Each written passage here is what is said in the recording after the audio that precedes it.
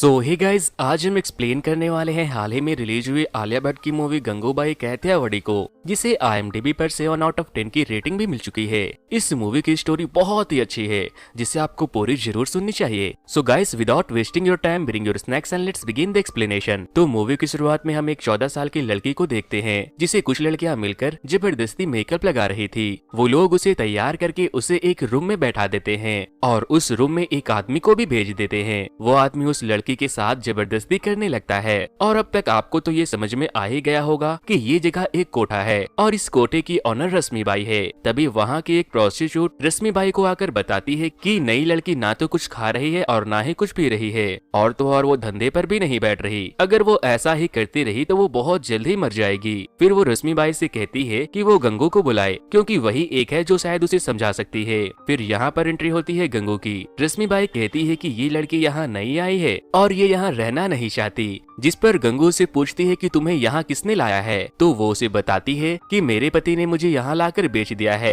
और दोस्तों, बाकी मूवियों की तरह यहाँ पर भी सीन एक बार फिर से शिफ्ट हो जाती है पास्ट में, जहाँ गंगू पहले गंगू नहीं गंगा हुआ करती थी। कमाठीपुरा से मीलों दूर काठियावाड़ी की थी वो, जहाँ वो अपने दिल में एक हीरोइन बनने का ख्वाब लेकर अपनी जिंदगी बहुत ही हंसी खुशी बिता रही थी। और तो और उसका एक बॉयफ्रेंड भी था, जिसका नाम रमनीक था। एक दिन रमनीक उसे बताता है कि उसे देवानंद की मूवी में काम मिल गया है, और ये खबर सुनने के बाद गंगू बहुत खुश होती है। रमनीक उसे बताता है कि हमें मूवी के लिए मुंबई जाना होगा, जिस पर गंगा बोलती है कि मैं भी अपने घर वालों को बताकर जाऊंगी। लेकिन रमनीक उसे ऐसा करने से मना कर देता है और कहता है कि तुम्हारे पेरेंट्स तुम्हें वहाँ जाने के लिए इजाजत नहीं देंगे। और फिर गंगा रमनीक के साथ बिना घर वालों को इन्फॉर्म किए मुंबई जाने के लिए तैयार हो जाती है, और फिर वो दोनों मुंबई पहुँच जाते हैं। मुंबई पहुँचने के बाद रमनीक गंगा को एक घर में लेकर जाता है और उसे बताता है कि ये घर उसके मौसी का है। मगर गंगा को वहाँ का माहौल थोड़ा अनकंफर्टेबल लग रहा था, इसीलिए वो रमनीक को वहाँ से चलने के लिए बोलती है। मगर रमनीक उसे वहीं बैठाकर खुद वहाँ से चला जाता है, जिसके बाद वो लोग गंगा को एक रूम में ले जाकर बंद कर देते हैं। वो बेचारी बहुत चीखती चिल्लाती है, मगर उसकी आवाज सुनने के बाद भी कोई उसकी मदद करने के लिए नहीं आता। गंगा वहाँ पर 3 दिनों तक कंटिन्यू कुछ भी खाती पीती नहीं है। और फिर इसके बाद वहाँ की ऑनर शीला मौसी आती है, और उसके बाद वो उसे बताती है कि तुम्हारे बॉयफ्रेंड ने तुम्हें 1000 रुपए में बेच दिया है। और ये सुनने के बाद गंगा के पैरों के तले जमीन ही खिसक जाती है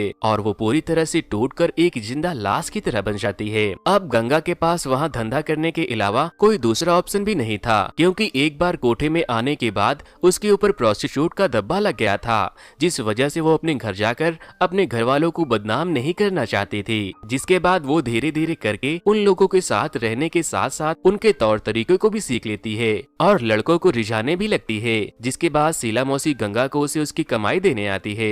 गंगा उसे बताती है कि आज जो सेठ आया था उन्होंने मुझे नया नाम दिया है, गंगू। और इसके बाद से गंगा का नाम गंगू पड़ गया था। और वो उसे ये भी बताती है कि उसने मुझे ये कहा है कि मैं एक दिन पूरी कमाठीपुरा पर राज करूंगी। शीला मौसी गंगू के बोल वचन को इग्नोर करके वहाँ से चली जाती है, और गंगू को कोठे में रहते रहते ऑलमोस्ट 1 साल हो गए थे। और अब वहाँ की लड़कियाँ शीला मौसी से ज्यादा गंगू की बातों को मानने लगी थी। एक दिन गंगू अपने लड़कियों के साथ मूवी देखने जाती है, जहाँ उन्हें कुछ लड़के परेशान करने लगते हैं। जिसके बाद गंगू उन्हें बहुत मारती है कि क्या हम लोग एक दिन भी छुट्टी नहीं मना सकते। और फिर वो लोग मूवी देखने चले जाते हैं। अब सीन चेंज होती है और हमें रात का सीन दिखाया जाता है, जहाँ एक लड़की गंगू से अपने पापा को लेटर लिखने को कहती है। जब गंगू लेटर लिखने लगती है तो वहाँ की सारी लड़कियाँ बहुत इमोशनल हो जाती है, क्योंकि उन सब लड़कियों की कहानी ऑलमोस्ट सेम थी। अब हम देखते हैं कि सुबह के 4 बज रहे थे और शीला मौसी अपने पुराने मकान को नए जैसा रखने के लिए पेंट चढ़ा रही थी।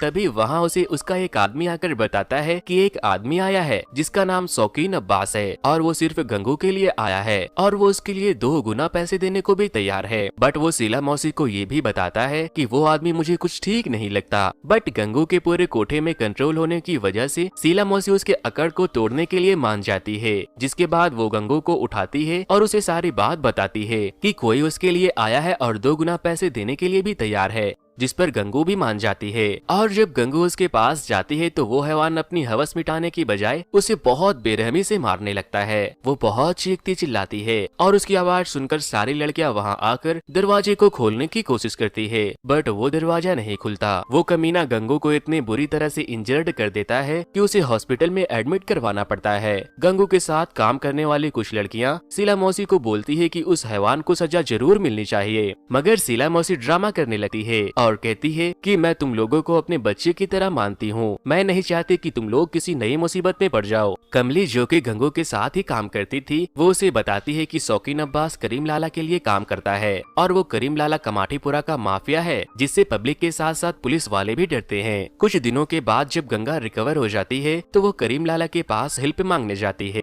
और उन्हें बताती है कि उनका आदमी शौकीन अब्बास ने उसके साथ बहुत गलत किया है, बट करीम लाला उसकी बातों को इग्नोर कर रहा था। लेकिन जब गंगू अपने जख्म को उसे दिखाती है तो करीम लाला को भी ये समझ में आ जाता है कि इसके साथ सच में बहुत ज्यादा अत्याचार हुआ है। जिसके बाद करीम लाला अपने एक आदमी बिलाल को वहाँ खड़े रहने को बोलता है। फिर 1 महीने के बाद शौकीन अब्बास एक बार फिर से गंगू के साथ अपनी हवस मिटाने आता है और जब शीला मौसी आकर गंगू को बताती है तो गंगू उसके बातों को फिर से मान जाती है। सारी लड़कियां गंगू को वहां जाने से मना करती है, लेकिन गंगू उनके बातों को नहीं मानती क्योंकि गंगू उसे सबक सिखाना चाहती थी। इसीलिए वो अपने सहेलियों से कहती है कि वो बिलाल को जाकर बताए ताकि वो करीम लाला को बता सके। और वो कमीना गंगू के साथ कुछ गलत करता कि उससे पहले वहाँ करीम लाला पहुँच जाते हैं और उसे पकड़ लेते हैं और वो उसके ऊपर बहुत गुस्सा करते हैं और गुस्से में आकर उसके सर को कार के ऊपर पटक देते हैं। गंगूबाई शौकीन अब्बास से अपने हक के पैसे भी मांगने लगती है और फिर वो उसे गाली देके वहाँ से चली जाती है।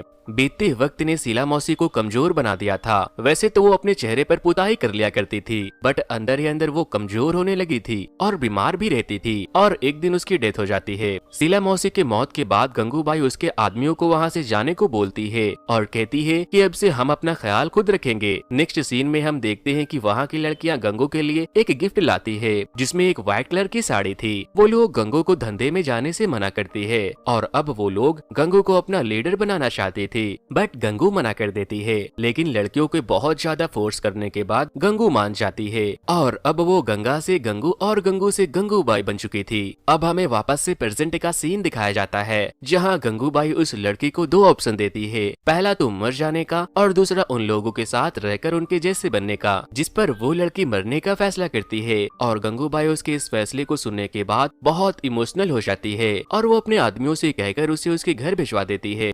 अब हम नेक्स्ट सीन में एक टेलर चचा को देखते हैं जो कि गंगूबाई के ब्लाउज का नाप लेने आया था और वो अपने साथ कुछ साड़ियाँ भी लेके आते हैं और उनके साथ एक लड़का भी था जिसका नाम अफसान रज्जाक था। गंगूबाई उसे रज्जाक साहब कह के बुलाती थी। टेलर चचा बताते हैं कि यही अब आपके ब्लाउज का नाप लिया करेगा और तो और साड़ियों का काम भी संभालेगा। गंगूबाई की नजर अफसान से हट ही नहीं रही थी। अब अफसान रोज रोज गंगूबाई के कोटे के बाहर खड़ा रहने लगा था ताकि वो गंगूबाई को देख सके। उन दोनों के बीच इशारों ही इशारों में बहुत सी बातें होनी शुरू हो गई थी। वो दोनों एक दूसरे के काफी करीब आने लगे थे। अफसान गंगूबाई को पूरा कमाटीपुरा भी घुमाता है। अब आने वाले दिनों में इलेक्शन भी होने वाले थे और इस इलेक्शन को गंगूबाई जीतना चाहती थी। रहीम गंगूबाई को हफ्ता ला कर देता है, मगर हफ्ता मिलना काफी कम हो गया था। गंगूबाई को इलेक्शन में जीतने के लिए काफी सारे पैसों की जरूरत थी। रहीम गंगूबाई से कहता है कि रज्जाबाई 2 बार से इलेक्शन जीतती आई है, उसे हराना नामुमकिन होगा, लेकिन गंगूबाई को खुद के ऊपर बहुत भरोसा था। इसी दौरान जब ईद का दिन आता है तो गंगूबाई करीम लाला के लिए सिवैयां बनाकर लेकर जाती है और उन्हें बताती है कि उसे इलेक्शन में जीतने के लिए कुछ पैसों की जरूरत है।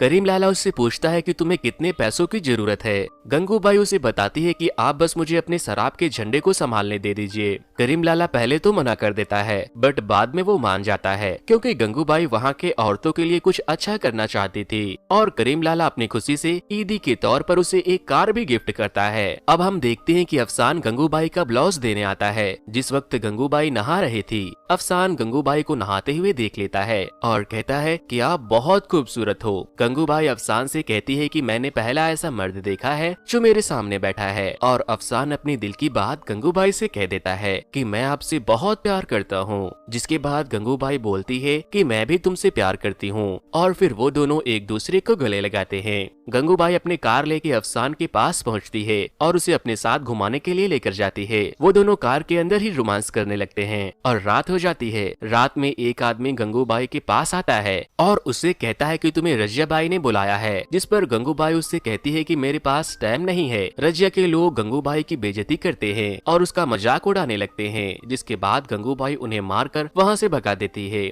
अब हम देखते हैं कि गंगूबाई के कोठे पर पुलिस की रेड पड़ जाती है, जो रजिया बाई के कहने पर वहाँ आए थे। लेकिन गंगूबाई कहाँ किसी से कम थी, वो भी पुलिस वालों के मुंह पैसों से भर देती है। अगले सीन में हम देखते हैं कि गंगूबाई अपनी लड़कियों के साथ खाना खा रही थी और तभी रजिया बाई वहाँ खुद आ जाती है और गंगूबाई को इलेक्शन में खड़े होने से मना करती है, मगर गंगूबाई उससे जरा भी नहीं डरती और पीछे हटने से साफ इनकार कर देती है। फिर रजिया बाई वहाँ से जाने लगती है और जाते जाते बोलती है कि कल मेरे भाषण को सुनने जरूर आना। अगले दिन गंगूबाई पर्दे पर मूवी लगा देती है, जिससे कि सारे लोग रजिया बाई की रैली में जाने के बजाय मूवी देखने लगती है और गंगूबाई अकेले ही उसकी रैली में जाती है। गंगूबाई को देखकर रजिया बहुत गुस्सा करती है और वो गंगूबाई से कहती है कि कोठे से डोली पर ले जाना और रजिया को हराना दोनों ही नामुमकिन है। नेक्स्ट सीन में जब गंगूबाई छत पर से कपड़े उतार रही थी तो उसे कुसुम के घर में एक पिंजरे में एक लड़की दिखाई देती है। वो कुसुम के पास जाती है तो उसे पता लगता है कि वो उसकी बेटी रोशनी है, जिसे कुसुम इन सब कामों से दूर रखना चाहती थी। कुसुम कहती है कि ये अब बड़ी हो गई है, मगर इससे शादी कौन करेगा। तभी गंगूबाई के पास एक आइडिया आता है। वो रोशनी के रिश्ते के लिए अफसान रज्जाक के घर जाती है, मगर अफसान इस रिश्ते से मना कर देता है। वैसे तो गंगूबाई भी अफसान से प्यार करती थी, मगर वो अफसान की शादी रोशनी से करवाना चाहती थी, क्योंकि वो खुद को अफसान के लायक नहीं समझती थी। और गंगूबाई का मानना था कि अगर अफसान और रोशनी की शादी हो गई तो लोग वोट गंगूबाई को ही देंगे, क्योंकि कमाटीपुरा में आज तक किसी की शादी नहीं हुई थी। फिर अफसान गंगूबाई से पूछती है कि क्या ये तुम्हारा लास्ट डिसीजन है, जिस पर गंगूबाई कहती है कि हाँ, जिसके बाद अफसान और रोशनी की शादी हो जाती है। गंगूबाई अफसान से प्यार तो बहुत करती थी, लेकिन इलेक्शन में जीतने के लिए वो अपने प्यार की कुर्बानी दे देती है। कुछ दिनों के बाद जब इलेक्शन का रिजल्ट आता है तो कमली आकर गंगूबाई को बताती है कि तुम अब पूरे कमाटीपुरा की प्रेसिडेंट बन चुकी हो।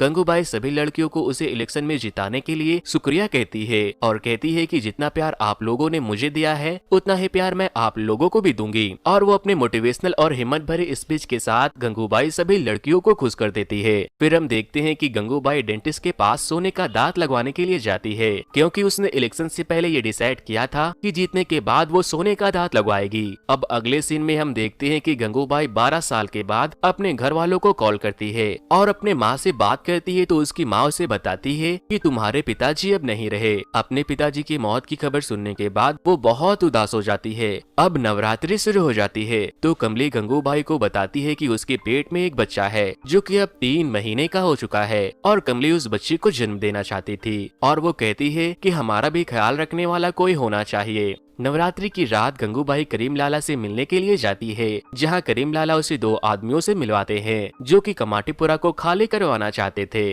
करीम लाला उसे बताते हैं कि 14 नंबर गली के पीछे जो स्कूल है उनके साथ मिलकर इन्होंने कमाटीपुरा के कोठे को खाली करवाने का पिटीशन तैयार करवाया है। करीम लाला उसे ये भी बताते हैं कि ये लोग स्कूल के नाम पर बड़ी बड़ी बिल्डिंग्स बनाना चाहते हैं। करीम लाला उन लोगों की बेइज्जती करके वहाँ से भगा देते हैं और गंगूबाई से कहते हैं कि बिल्डर को तो मैं संभाल लूंगा, मगर स्कूल वालों को तुम्हें ही संभालना पड़ेगा, क्योंकि वो लोग तुम्हारे ऊपर केस भी फाइल कर सकते हैं। गंगूबाई कहती है कि मुझे इन सब चक्करों में नहीं पड़ना, मगर करीम लाला उसे समझाते हैं कि तुम्हें अपने डर को दूर करना होगा और कमाटीपुरा के औरतों के सर से छत छीनने से बचाना होगा। थोड़ा समय बीतने के बाद कमाटीपुरा के लोग प्रोटेस्ट करना शुरू कर देते हैं और गंगूबाई मुर्दाबाद वैश्यावृत्ति बंद करो के नारे लगाने लगते हैं, क्योंकि वो लोग किसी भी हाल में कमाटीपुरा को खाली करवाना चाहते थे। फिर हम स्कूल के फादर को देखते हैं, जिनसे एक रिपोर्टर मिलने आता है। गंगूबाई भी वहाँ अपने एरिया के लड़कियों को लेकर वहाँ उनका एडमिशन कराने के लिए आई थी। रिपोर्टर के पूछने पर फादर साफ इनकार कर देते हैं कि ये सब लड़कियाँ कोठे से आई है, क्योंकि कोई भी गंगूबाई से पंगा नहीं लेना चाहता था। और वो फादर मान जाते हैं और उन लड़कियों का एडमिशन अपने स्कूल में ले लेते हैं। वो रिपोर्टर गंगूबाई की फोटो भी लेता है। अगले दिन लड़कियाँ गंगूबाई से मिलने आती है और उसे बताती है कि स्कूल के टीचर ने उन्हें बहुत मारा है। अगले सीन में हम देखते हैं कि कमली की तबीयत बहुत खराब हो जाती है क्योंकि वो माँ बनने वाली थी। गंगूबाई उसे समझाती है कि तुम जल्द ही ठीक हो जाओगी और फिर कुछ दिनों के बाद कमली एक बच्चे को जन्म देती है, लेकिन बच्चे को जन्म देने के दौरान कमली की मौत हो जाती है। अगले दिन वो रिपोर्टर गंगूबाई की तस्वीर मैगजीन में प्रिंट करवा देता है, जिसके बाद से बहुत से लोग गंगूबाई को जानने लगे थे। जिसके बाद वो रिपोर्टर गंगूबाई से कहता है कि कल एक बहुत बड़ी रैली होने वाली है जहां तुम अपने हक की आवाज उठा सकते हो, और रिपोर्टर रैली में बोलने के लिए उसे एक स्पीच भी देता है। अगले दिन गंगूबाई ऐसा ही करती है, मगर वो रिपोर्टर के दिए हुए स्पीच को फाड़ देती है और जो बोलती है दिल से बोलती है।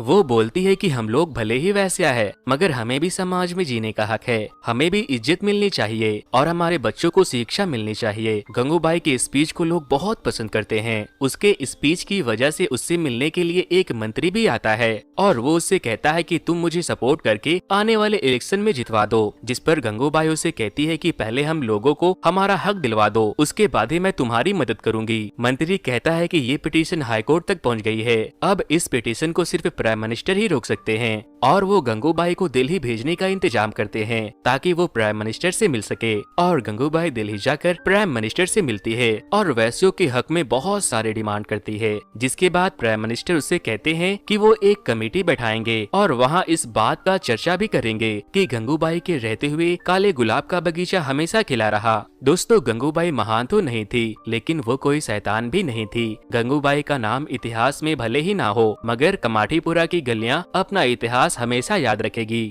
और कमाठीपुरा की गलियां ये भी बताती है कि गंगूबाई के रहते हुए वहाँ की एक भी औरतों के ऊपर से छत नहीं जाएगा। सफेद साड़ी, सोने की दात और अपने गोल्डन हार्ट के साथ गंगूबाई ने वैश्यों को कानूनी तौर पर एक पेशा दिलवाने की कोशिश की थी, जिसने बदनाम गलियों को भी एक नाम दे दिया। फिल्मों के पोस्टर तो हर हफ्ते बदल दिए जाते हैं, मगर गंगूबाई की पोस्टर पिछले 50 सालों से कमाठीपुरा में लगी हुई है। हीरोइन बनने आई गंगा, गंगा से गंगू और गंगू से गंगूबाई बनकर पूरी सिनेमा ही बन गई। और दोस्तों, इसी के साथ ये मूवी यहीं पर खत्म हो जाती है। तो ये मूवी आपको कैसी लगी मुझे कमेंट करके जरूर बताना, और जो लोग भी मेरे चैनल पर नए आए हैं वो इस वीडियो को लाइक करके मेरे चैनल को जरूर से सब्सक्राइब कर